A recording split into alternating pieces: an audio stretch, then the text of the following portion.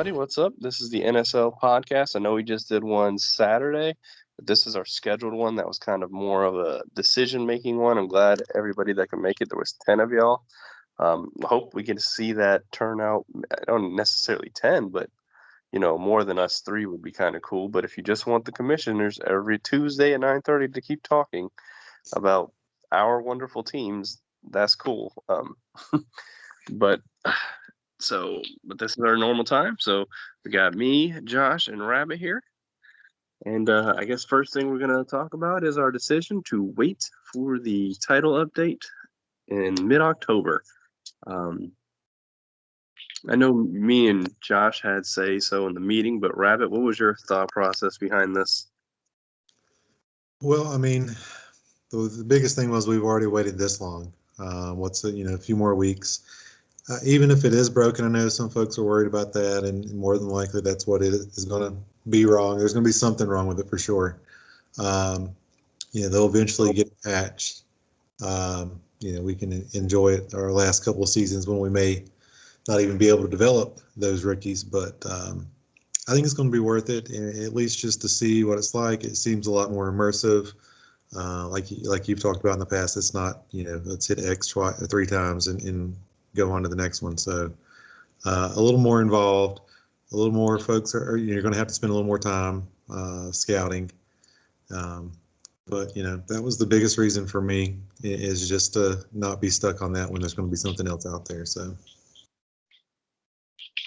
Yeah, I agree with that, and I think I've made it known that I think scouting is probably the worst part of the franchise at the moment. There's definitely major parts of the franchise that need adjusting, but I thought scouting was probably the least fun for me. Josh, you got anything to say about us waiting here? Oh, I hope it's worth it. Hey man, you could have aggressively said no. I'm just going to trade all my draft picks. That way I have nothing invested in it anyways. Speaking of that, we had some moves to the teams. I don't know if you guys noticed. We got Grace Windu coming back. I'm not sure why, but Deacon said he couldn't play after we started late, which is weird because that means he probably couldn't have played after a month anyways had we started now. Not really sure what's up with that. But anyways, Grace Windu is our Titans user now. We moved TRC, moved to the Texans because he wanted the worst possible team he could get, and that's them. And then we got the new owner to the Seahawks. Can't remember his name. Jeremy, I think his name is something like Jimmy. that. Jimmy. So yeah, that's going to be in Rabbit's division. So hopefully he stays in and produces in that tough division. It's still going to be a tough division, I anticipate, with Rabbit and the 49ers. As the 49ers, and then who's the Rams? I think the Rams got a pretty good owner too. Napleman maybe is the Rams. No, he's not Rams anymore. Hold on, I can tell you. I have him. I updated the. And Take It Sleazy is the Cardinals. Yeah, he's pretty good. Yeah, and then Jimmy. Part of me is elated because no one wants to see TRC in their division, but part of me did want to see him in my division because he is good. Playing top tier folks will increase, even though you may take the L. I mean, I would be happy if I went, if he was in my division, I'd be happy if I went 1-9 or 2-8 against him in 3-5 cycles. But they make you better players. So while did have a lot of smiling going on that day when he did move the Texans. Not gonna lie, but part of me was like, you know what, I would have been a better player having him in my division. So, but we don't know Jimmy. Jimmy might be the next coming. So, it is. But poor Flair. Sorry, not. He's buried in that division now. Hey, listen, he chokes for a season anyway, so it'll be used to him. He doesn't need to now. He's got Blondie. Right. Yeah. TRC. I'm gonna tell you, I played TRC in the tournament he had the Texans, I had the Browns, and I think Josh watched part of it. It wasn't pretty for me. Yeah. As soon as we're done here, I'm gonna get my taste from that tourney. I'm up against TRC, so it's not gonna be pretty, I'm sure, but it wasn't pretty. his offense is, it doesn't really matter who he has. He just runs it. So Tyrod Taylor fits for him. I know he's trying to get another quarterback, and he's trying to get rid of Watson. Me and Josh have a little bit of a bidding war going on for him right now. See how that plays out. Our luck. The Texans in real life will trade him in like 2 weeks right before we start up, and then it won't matter. Right. But for right now, there's a potential chance that TRC starting quarterback will be either Kellen Mond or who's your guy? Lock. Yeah, Locke, Drew Locke. So. He's the Mizzou guy too, isn't he? Isn't he a Mizzou? He is. He mentioned that in the trade negotiations that Locke is a Mizzou guy and he's a big Mizzou fan. So we'll see. But at the same time, I know Locke isn't a rookie, and you know how TRC hates paying quarterbacks. So I think I might have the edge with Mond. I don't know. I'm sure at least one or two more people will at least put some bids in for him. Josh, what are your thoughts on that trade? Do you think what do you think one of us two will land it, or do you think there's going to be a dark horse coming in? I don't think anybody's going to give up as much as we can. I don't. I've got a very strong offer. Somebody would have to give up another very good young quarterback, which is probably not going to pass the trade committee. It's true. It's true. What's your offer? Do I? Offers right now is 2 firsts, Cortland Sutton and Drew Lock for Watson. Yeah. And mine is 2 firsts and Mond, but he also wants a running back that the second fastest running back in the game that Flair is desperately hitting me up about. But I don't know that I'm going to be able to go up on that. I might have to see if he likes Cortland Sutton enough. We all know TRC likes receivers with a little bit of get up and go. And Cortland Sutton's 89 speed, not even fitting his profile for the Texans. So, and he does like rookie quarterbacks, as we all know. We'll see how that goes. He's gonna take what's best for him. I know he really wants that rookie running back. I'm gonna have to see what other bids come in. See how he judges Josh's bids. He, like you said, he is a Mizzou guy. He likes Cortland. So that's how he likes Cortland Sutton. Really decides that. Hey, Rabbit, you think we should add Kellen Mond to the no trade list for season 1? I don't think that he fits the criteria. So no. Damn it. He's a 3rd round pick. Yeah. We no longer chain those 3rd rounders up. They're free to go after the draft. Yes, we do. We will be doing a no trade list here pretty soon, I guess, us 3. Yeah. I think my philosophy this year is I definitely want to open it a little bit more than normal.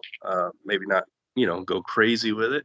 But some players like Aaron Rodgers, who typically be forced to stay a year in the past, I think it wouldn't be uncalled for to maybe let him be put on the trade block. Somebody like maybe Russell Wilson, people who in real life aren't necessarily the happiest with their teams. I can see us allowing them to move this year as opposed to in previous years. We've been very strict on it. And some of that is because there are so many of y'all that are, this is your 4th year, 5th year, 6th year. And I know you're not going anywhere except for maybe the 2 new guys. So we'll see how the new Seahawks, actually, that he's a Seahawks guy. So we'll see how he goes before we allow him to trade Russell. But yeah, normally we try to, for any of those new guys that are watching, you're going to be on a very short leash this first year. I don't know that we would allow Russell to be traded the first year just because you trade him and then things go downhill and you bounce in week 8. It's going to be hard to bring somebody in year 1, depending on the pieces you got back and get somebody in that team. So that's the biggest reason we do the no trade list is so, people don't trade away great talent and then leave, and then people come in expecting to have player X. So very much agree. And so that's why maybe we'll see how it goes on opening up some of these, especially somebody like Aaron Rodgers. I don't see any reason why he can't be on the no trade list, or he can't be not on the no trade list for the first time, especially since he's declining and he's got Love and there's salary cap implications for year 2. So people like that. I don't think Berkey would trade him anyway. So He has asked people. I've asked him, and he laughed at me and said, "Never in my life." So I don't know. I He's think, fielding offers. I don't know how yeah, I think, serious he is. yeah, I don't know how serious. I'll put it that way. He has put it out there that he's maybe willing, but he has a little bit of team bias like me. So it'd be like, if I had somebody like Adam Thielen, he might not be really worth that much to you, but to me, he has that sentimental value. It's hard for me to give him up for anything less than a high value pick, even if he's probably not where it's at. So, Rabbit, what are you gonna do? You gonna start Trey Lance or? Oh yeah. I'm hoping by the time we start, Jimmy's balling out and has been bumped up to maybe an 80, so he's at least serviceable to trade to somebody. But yeah, I'm going to start Trey Lance out the gate, and you know, do what I can. No first rounders the first couple of years, first couple of seasons is going to be tough, but um, just try to build Trey and build everybody around him. Trent Williams is eventually going to retire. Who knows? So I'm gonna Midseason. work on that O line. Well, I'm never going to open that story up. So we'll see if they patch that or not. I mean, hopefully they patch it where he doesn't do it every single season. Um, but we'll see. Other than that, just build the offensive line and build the defensive backfield. Otherwise, I'm pretty set and straight. Not really planning on trading anybody. Mostert's old. He's fast, but he's like 29, so he's going to decrease some over the years. And I may have to re-sign him just to keep 96 speed out of somebody else's hands, but we'll see. Yeah, I feel you. I got that 90, that second fastest running back in the game, 95 speed that Flair has been hounding me about, and I think I might. Not, he's going to sit behind Good, but I don't know that I want to give him to somebody he'll be a 90 in 3 years, and I'll be looking silly for trading the league rusher for a candy bar. Right. Josh, what are your thoughts here? What's a free agent move you think is going to happen year one? Just predict one crazy free agent move, something that's going to happen year one. And the NFL or NSL? NSL. Crazy free agent trade. move. Probably a top wide trade. receiver like DeAndre Hopkins type. Can't really think of one that would be able to get traded our first year. I do think Watson will be gone. That'll probably be the biggest one, but behind that,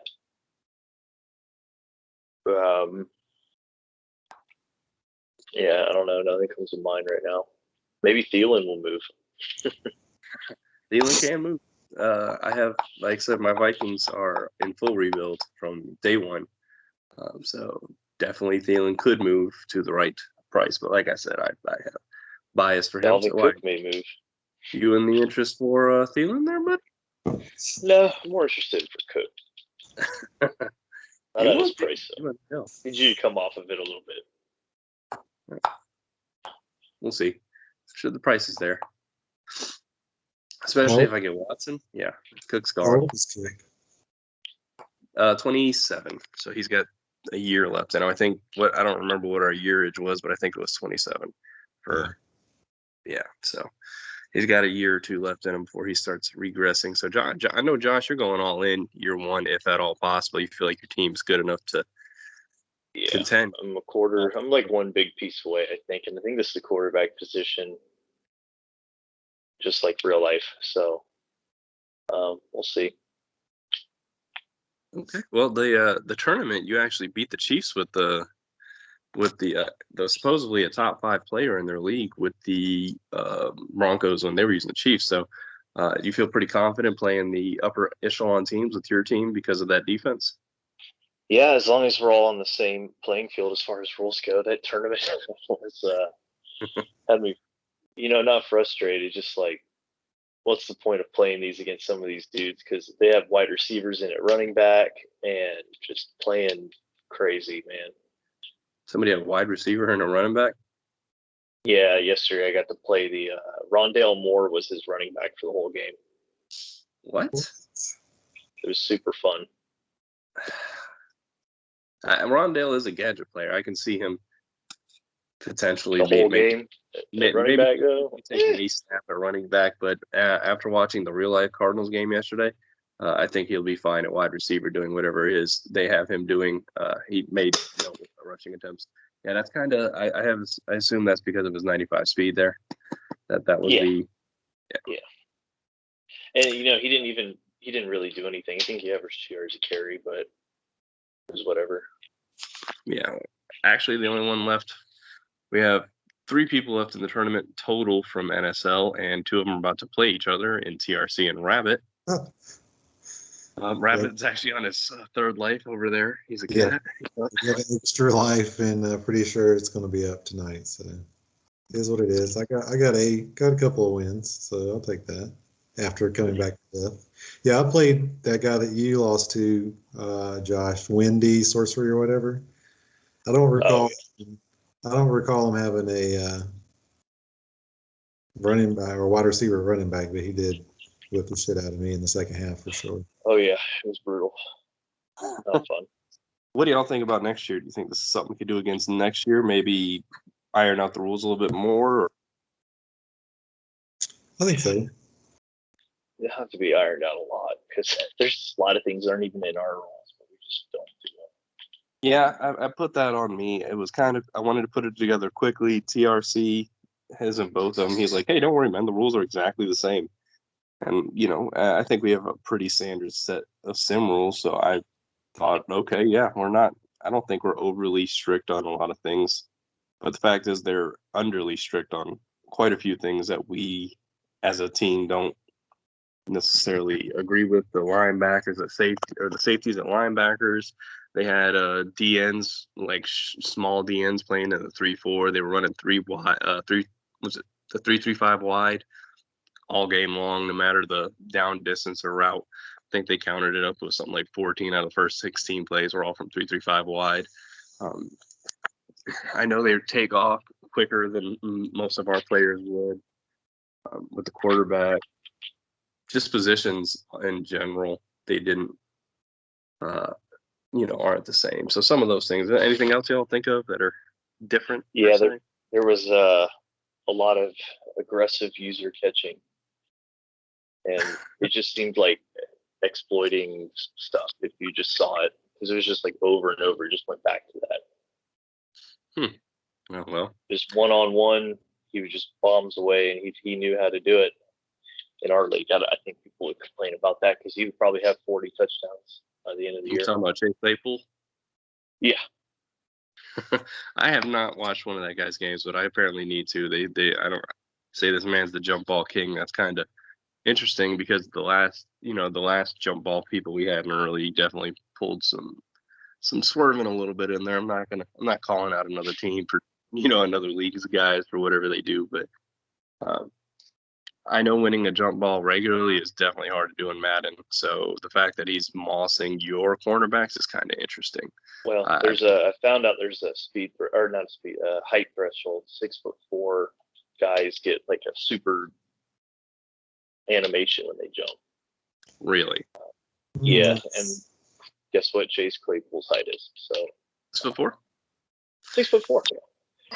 So anybody that's shorter than 6'4" won't be able to get that same animation for height. So he can just do that all day long. Is that for against cornerbacks as well, like 6'1" or 2" height? Yeah. So if he's against anybody that's under 6'4", they're not going to get that animation. So even Pat Surtain at 6'2" couldn't do anything against it. So every quarterback, that's stupid. That's another EA. The only way to stop it, there would have to be 2 people involved in the play. One to try to swat, and the other one to hit them to maybe knock it loose. Interesting. I did not know about this. That's just exposing and abusing known glitches. I mean, no, it's not a glitch. And obviously, he put it in there for a reason, but the height thing has been in there since at least last year. But the new 2-man animation that's gone, or whatever you want to call it. Oh, it changed. Okay, I got you. That's what makes it so good. Yeah. Tight ends will do aggressive catches and come down with it a lot more than normal. Compared to previous Maddens when every aggressive catch is just a drop if they, graze you in any way, shape, or form. So interesting. Any other things you found out about Madden that we should know about? That was a big one. I learned you could put running back or wide receiver running back. That was new. I think you might be able to do that through the editing. Subs on Yeah, so we'll see. You guys excited about this year? I'm ready to get started. I ain't gonna lie. My team is bad, but I'm ready to make it better. just ready to play. Definitely excited to get some meaningful games in. I mean, it's been fun. Playing head to head with the guys in the league, and the tournament's been, so. Had some good games in there though, but ready to get the league going. And unfortunately, it's going to be 3 or 4 more weeks probably. But yeah, so well, 10, 12 weeks. You never know. It might be middle of October towards the beginning. That would be absolutely. If we only have to wait 2.5 weeks, that would be pretty awesome. I think. Unexpected. Probably not realistic to expect that, but I think it'd be awesome. I don't understand. I think the scouting would have been the first thing to do besides coaches. I feel like if they had done scouting and we didn't have the coaching tree, we would have already been started. I don't feel like the coaching tree would have been enough to hold us up from starting. It's not that good. It's not well implemented, and it really wasn't the number one issue in franchise. There's plenty more issues in franchise that needed to be get done. So what are y'all's thoughts about that? Do you think that scouting should have been first, or do you like the new coaching adjustments? Or Scouting's a lot more dynamic and robust. I don't think that even if they focused their efforts all on that, they still would have finished. There's just so much that can go wrong. It's broken. There's just too many parts moving, it looks like, in scouting. I mean, they had a whole year. Yeah. I don't know if you guys noticed or read into this, but Swami was actually arguing on the internet, and he said that they admitted that for the last 8 years before the fixed Madden franchise thing they had going on last year, 8 years, they had put no resources at all in franchise mode, not a single resource. They had a guy doing whatever he could to fix it. One guy. Awesome. And now they probably have 2. Oh yeah. Well, now what he said is that the top wigs came in there and was like, "We'll fix the franchise mode," and then now they got the resources allocated to doing just that. But another weird thing he said, and I'm not sure how true this is that Mutt hasn't been allocated resources in 5 years. Oh, so whatever. No significant changes to Mutt in 5 years. So I'm not sure what the last 5 years have been because there hasn't been franchise and it hasn't been Mutt. Where'd you put all this money into? What's changing in Superstar KO? The yard franchise. Face of the modes that nobody cares about. I'm sorry, I couldn't get through college in Face of the franchise before I was like, no, I'm done. I can't even do this anymore. Have you either of you finished it? I haven't even started it. I don't care. I haven't even turned it on. I feel like if I turn it on, then they get to add statistics on who plays it. So I just don't even open it. Same thing with Mud. Yeah, it's not a good mode. It's boring. It's terrible. It's corny. It's everything you would not want from a my player mode, and they made it that way. So I haven't opened the yard yet. I haven't opened Mutt yet. So Superstar KO is fun, especially since they added the threes when it works, and the colleges. I thought that was actually a pretty fun thing when it works. Getting it to work can be a bit of a hassle, as me and Josh can attest to. So hopefully we can get a 3-on-3 going here with that league soon with no rules, because I think threes you can't hold rules at that. Whatever. Yeah. So hopefully we can get them going. They seem a little hesitant about it. I'm not really sure why. They're not doing anything for the next month either. Get 3 of their guys together. We'll do 3 games. So we'll see what's up. But we don't really have a lot to talk about this week because we just had a podcast the other day and everything was there. Anything, Rabbit, you want to say, or Josh? I don't believe so. If you haven't yet already, we'll make our pitch for East Coast Breaks. Go check out eastcoastbreaks.net. Look at some of the breaks he's got going on. You can also just buy packs, packs or boxes, and he'll ship them to you if you want. But it's more fun for the viewers and everybody else for him to open stuff live. So he'll open it for you live and then send it out to you. So, any chance we can get him to join a podcast one week? Probably, yeah. I'll hit him up. We have a Pick'em podcast every Wednesday night, so I'll talk to him tomorrow about it and maybe get him Just on. to get a little quick pitch, let us know exactly what he does, some the best things he's opened, stuff like that. Especially since we're waiting for a week. Yeah. When do the new Don Russ Elite sets come out for 2021? I think we like the optic and stuff. I think we've got. Yeah. I think that seems to be a big set. Yeah, I think that's another week or so. I think late September was the last thing I saw. I did have one question. If he opens it and he gets something worth a value in there, does he ship it to you like in a card carrier, or how's he ship it? Yeah, I mean everything that is quasi good, he puts in a top loader. Okay. With the penny sleeve and then in a top loader.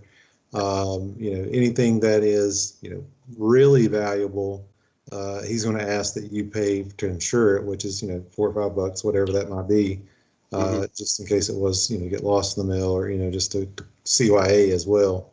But yeah, everything is top loaded, nice cards. If it's super duper nice, 4-figure plus card, it's going to be in a one touch, and then everything's packed up and shipped really secure. So. Oh, okay, cool. Yeah, I was wondering that. I was like, man, that sounds nice, but how's it get shipped to you at that, and what kind of? So that answers a question that I had. Probably some others had too. Yeah, for sure. I mean, yeah, that's he doesn't spare any expense as far as that goes. Especially even like rookies sometimes, even if it's just a rookie, he's going to put in a top layer because you never know. You want to keep cards as close to mint as possible. So. Okay. I love breaks. I'm such a degen for those.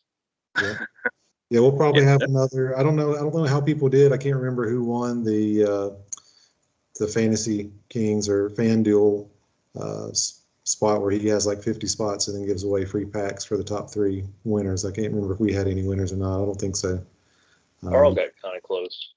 We'll do another one of those. We'll do one of those each week. I think that's fun and gets folks out there. And he'll normally just like tag you or somebody in our league. I'll get him. He'll let me know and I can post, or if you follow them on Facebook, he can tag you in there too. So. All right. Yeah, sounds good. Hopefully we can get him on next week. Have or at some point before the season starts, and he can let us know exactly some of the cool things he's opened and what he's all about. Yeah, definitely. And reminisce about his time here in NSL, and we booted him out for running the running back assist on. Right. I won't lie. He's still a little salty about that. So. Well, tell him to come back and improve. I was wrong. Right. Or we were wrong. Right. We got spots. I'm sure we're gonna have spots in the next month. He's welcome to come back in. He was, from what I remember, he was very active.